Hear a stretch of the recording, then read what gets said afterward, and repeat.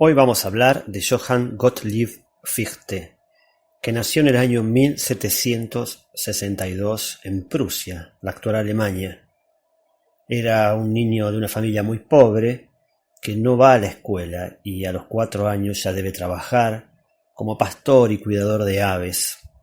Cuando tenía 8 años estuvo en una misa y un desconocido se da cuenta de que tiene una inteligencia poco común y una memoria prodigiosa debido a que podía repetir de memoria un sermón entero.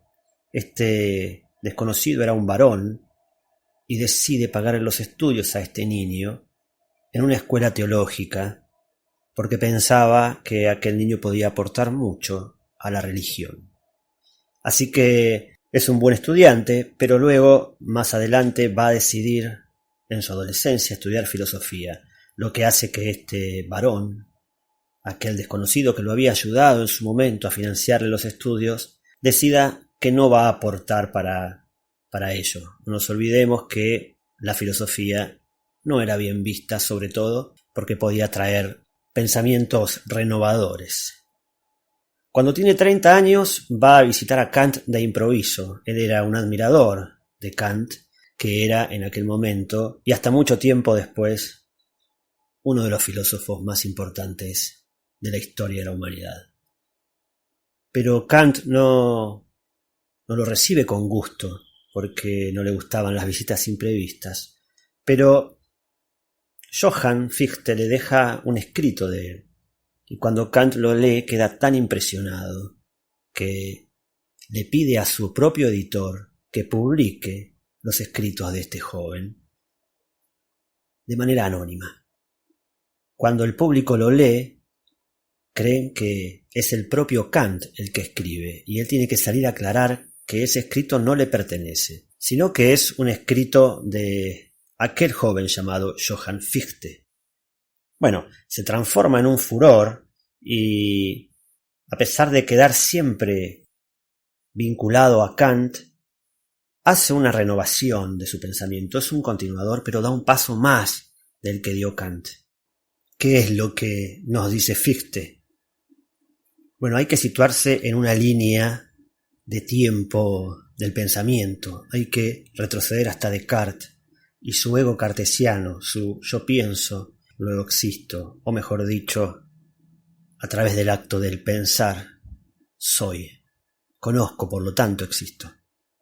Descartes nos va a decir que este conocimiento es falible de error, puesto que los sentidos nos engañan.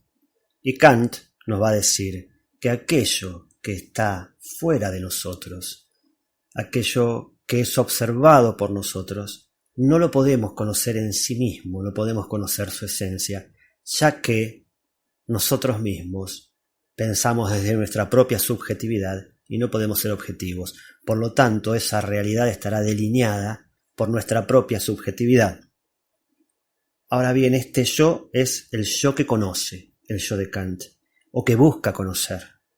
Mientras que para Fichte este yo será algo absoluto, será más que el mero conocedor, será el portador de toda la realidad.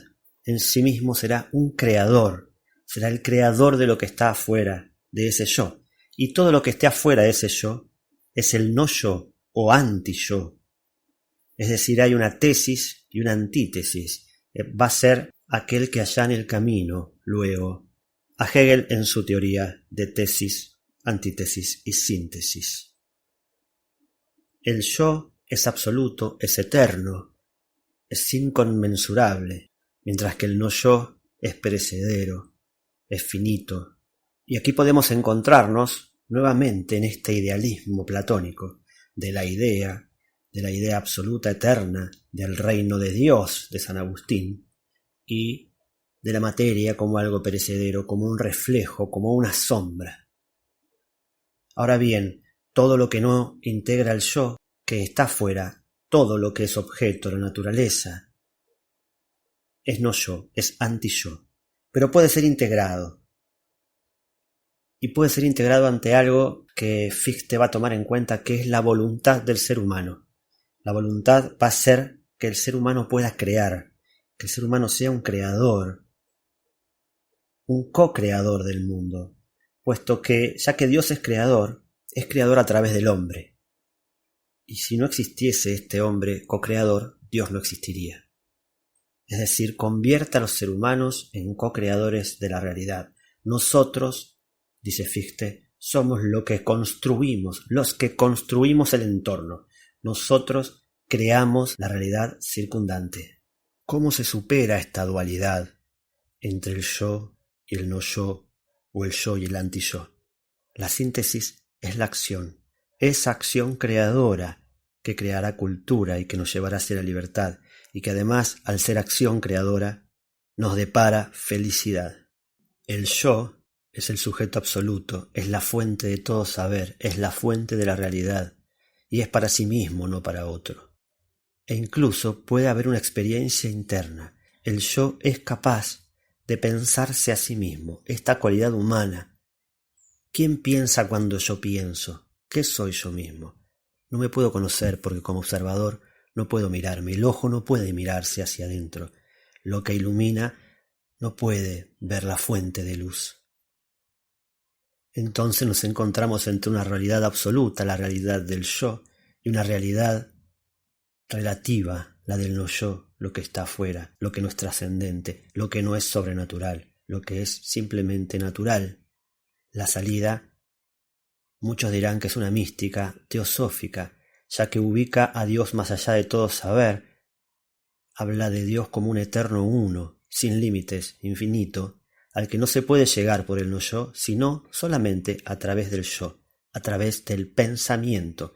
Y aquí es muy interesante porque Fichte nos va a proponer que para llegar al conocimiento de todo lo que no es yo, de todo lo anti-yo, deberemos generar una intuición que nos permitirá dar ese paso que Kant no podía dar, que es el conocimiento de esta realidad a la que nosotros mismos creamos a través de ese acto de pensamiento intuitivo. Luchará durante las guerras napoleónicas y va a escribir los fundamentos de un nacionalismo alemán. Va a morir de tifus en aquella campaña, pero dejará las puertas abiertas a lo que más tarde se conocerá como idealismo alemán. Podríamos decir, en cierta manera, sin Descartes no habría Kant, sin Kant no habría Fichte, sin Fichte no habría Hegel. Nos despedimos con una frase que nos muestra un poco de qué es esta voluntad creadora del ser humano, que dice así: necesariamente vence siempre el entusiasta al apático. No es la fuerza del brazo ni la virtud de las armas, sino la fuerza del alma la que alcanza la victoria.